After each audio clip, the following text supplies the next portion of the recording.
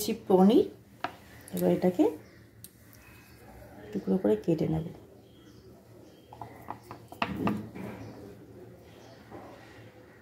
নমস্কার, চৌধুরী রান্নাবান্না ব্লগে তোমাদের সবাইকে স্বাগত। আমি চলে এসেছি একটা নতুন রেসিপি নিয়ে। অনেকদিন তোমার সাথে কোনো রেসিপি তো শেয়ার করা হয় না, তার জন্য ভাবলাম আজকে একটু রেসিপি শেয়ার করি। তো আজকে করব হচ্ছে পনিরের একটা রেসিপি, পালং পনির। তার জন্য আমি পনিরগুলো এভাবে টুকরো করে কেটে নিচ্ছি। আমি এরকম চৌকো চৌকো করে কাটছি, তোমরা যেরকমভাবে পারো, তোমাদের যেরকম ইচ্ছা হয় আর কি সেভাবে কেটে নিতে পারো। আমি এইভাবে সবগুলো পনির কেটে নেব।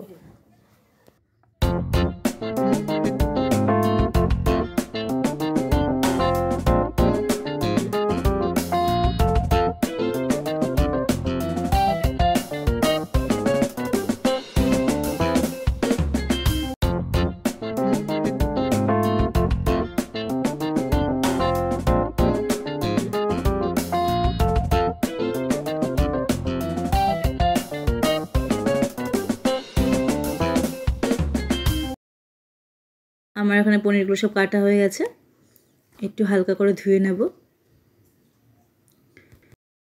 আর এখানে আমি নিয়েছি পালং শাক, ভালো করে ধুয়ে পরিষ্কার করে নিয়েছি। নিয়ে আমি দেব ভাপাতে, কড়াইতে দিয়ে অল্প পরিমাণে নুন দিলাম, দিয়ে আমি পালং শাকটা ভাপিয়ে নেব।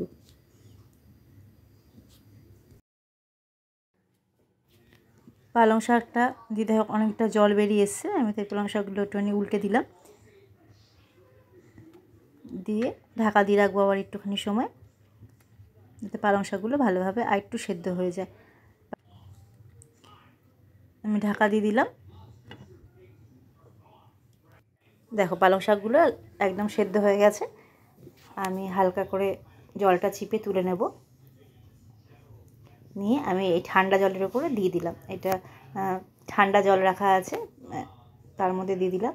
ঠান্ডা জলে দিলে পরে হবে যে শাকের রঙটা চেঞ্জ হবে না আর কি, যেহেতু সেদ্ধ করলে পরে শাকটা একটু লালচে লালচে হয়ে যায়, রঙটা চলে যায়, সবুজ রঙটা ভালো থাকে না। কিন্তু সঙ্গে সঙ্গে ঠান্ডা জলের মধ্যে যদি চুবিয়ে দেওয়া হয় তাহলে এই শাকের রঙটা থাকে।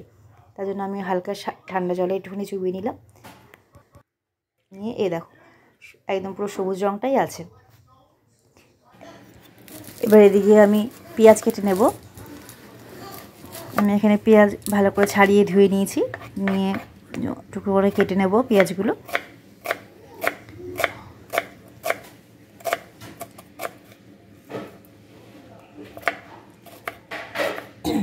পেঁয়াজটা ভালো করে কুচিয়ে নেব। আমার পেঁয়াজ কুচানো হয়ে গেছে। আর আমি নিয়েছি রসুন, এখানে ছোট একটা গোটা রসুন নিয়েছি, ভালো করে ছাড়িয়ে নিয়েছি। ছোটো রসুন যেহেতু, ওই জন্য পরিমাণটা দেখতে বেশি লাগছে। আর এদিকে আমি ভেজে নিচ্ছি পনিরটাকে একদমই একটুখানি তেলে শুধু এপিট ওপিট করে নিয়েছি, বেশি লাল করে ভাজবো না। আর একদম না ভাজলে পনিরের মধ্যে একটা গন্ধ থাকে, সেই গন্ধটা ভালো লাগে না অনেকেরই, ওই জন্য একটুখানি এদিক ওদিক করে ভেজে নিলাম। নিয়ে তুলে নিলাম, যাতে পনিরের যেটা নরম ভাবটা সেটা যাতে নষ্ট না হয়ে যায় একদমই। আর এদিকে আমি এখন দিয়ে দিলাম ওই তেলের মধ্যেই পেঁয়াজ আর রসুন, এটাকে ভালো করে ভাজা ভাজা করে নেব।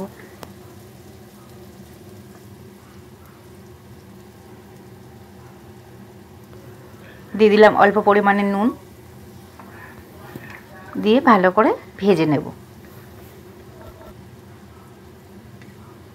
পেঁয়াজ ভাজা হতে হতে এদিকে আমি পালং শাকটা পেস্ট করে নেব। তাই খুব বেশি চিপড়াবো না, কেন জল একটু লাগেই মিক্সিতে বাটিতে পেস্ট করতে গেলে পরে। আমি আর এক্সট্রা জল দিচ্ছি না, এটাই ভালো করে পেস্ট করে নেব। এই দেখো আমার পেস্ট হয়ে গেছে, আর রঙটাও দেখো একদম পুরো সবুজ রয়েছে। দেখো একদম পুরো সবুজ রয়েছে।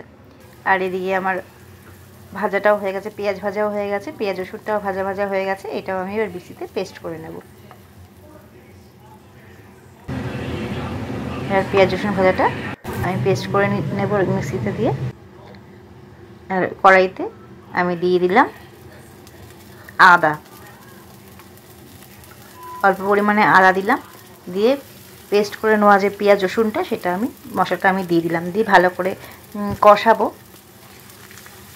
পেঁয়াজ আর রসুন ভাজাই ছিল, কিন্তু তাও একটুখানি তেলে, যেহেতু আদাটা কাঁচা দিয়েছি আমি, ওই জন্য আদাটার জন্য একটুখানি ভালো করে ভেজে নেব। দিয়ে দিলাম চেরা কাঁচা লঙ্কা। যে যেরকম পরিমাণে ঝাল খাও সেইভাবেই তোমরা করতে পারো। আমি এখানে খুব বেশি ঝাল করব না, কারণ ছোট ছেলে খাবে আমার, ও তো ওর ঝালও বেশি খেতে পারে না, তার জন্য কম পরিমাণে আমি লঙ্কা দিলাম, তবে চেরা লঙ্কাই দিলাম। মশলাটা আমার কষে এসছে, আমি দিয়ে দিলাম মিষ্টি। যে কোনো শাকের তরকারি করতে গেলে একটু মিষ্টি না দিলে হয় না, মিষ্টি দিলে টেস্টটা বেশি বাড়ে। মানে ঝাল, নুন আর মিষ্টি যদি সমান সমান হয় তাহলে রান্নার টেস্ট আলাদাই হয়ে যায়। ওই জন্য আমি সব রান্নাতেই মোটামুটি মিষ্টি দিই। আর এখানে আমি গুড়ি ব্যবহার করছি, গুড় দিয়েই রান্না করি।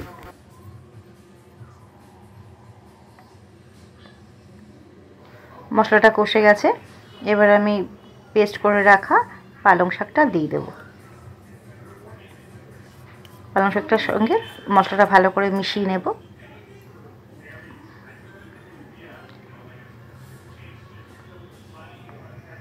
ভালো করে পালং শাকের মধ্যে যেন মশলাটা মিশে যায়।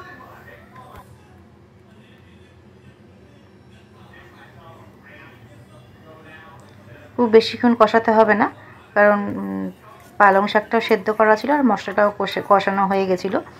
আমি দিয়ে দিলাম অল্প পরিমাণে জল, দিয়ে ভালো করে আবার মশলাটা কষিয়ে নেব শাকটার সাথে। মশলাটা আবার একটু ভালো করে নাড়াচাড়া করে নেব।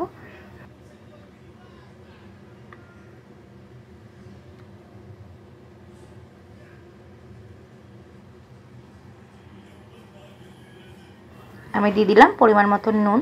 নুনটা খুব বুঝে দিতে হবে, কেননা পালং শাকেও নুন দিয়ে সেদ্ধ করা হয়েছিল, সেরকম মশলার মধ্যেও নুন দেওয়া আছে, তাই নুনটা টেস্টটা একদম যাতে বেশি না হয়ে যায় সেইভাবেই আমি নুনটা দিলাম। দিয়ে দিলাম বাটার, দিয়ে ভালো করে আবার মিশিয়ে নেব। পালং শাকের গ্রেভিটা তৈরি হয়ে গেছে, আমি একটু বাটার দিয়ে দিলাম, দিয়ে ভালো করে মিশিয়ে নেব আবার।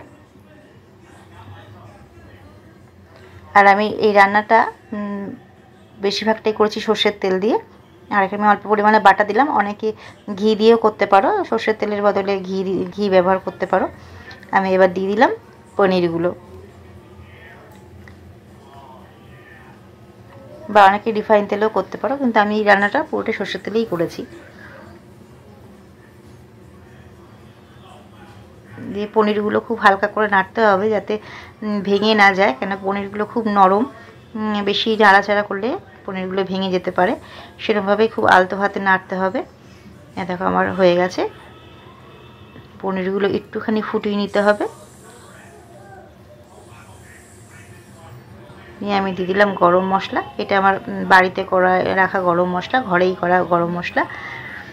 ঘরে তৈরি গরম মশলার ভিডিওটা দেওয়া আছে, যদি তোমরা কেউ না দেখে থাকো তাহলে দেখে নিতে পারো আমার চ্যানেল খুলে। ঘরে তৈরি গরম মশলা গুঁড়ো আমার হয়ে গেছে পালং পনির। আমি এবার গ্যাসটা নিভিয়ে দেব।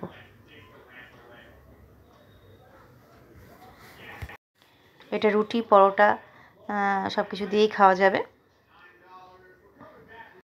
তাহলে আমার হয়ে গেছে পালং পনিরের রেসিপি, তোমাদের সাথে শেয়ার করে দিলাম। তোমাদের কেমন লাগে আমাকে জানিও, আর আমার রেসিপি তোমাদের যদি ভালো লেগে থাকে তাহলে অবশ্যই লাইক, শেয়ার অ্যান্ড সাবস্ক্রাইব করো। তাহলে আজকের মতন এটুকুই, আবার আসবো নতুন রেসিপি নিয়ে তোমার সাথে দেখা করতে। তাহলে আজকের মতন সবাইকে টাটা।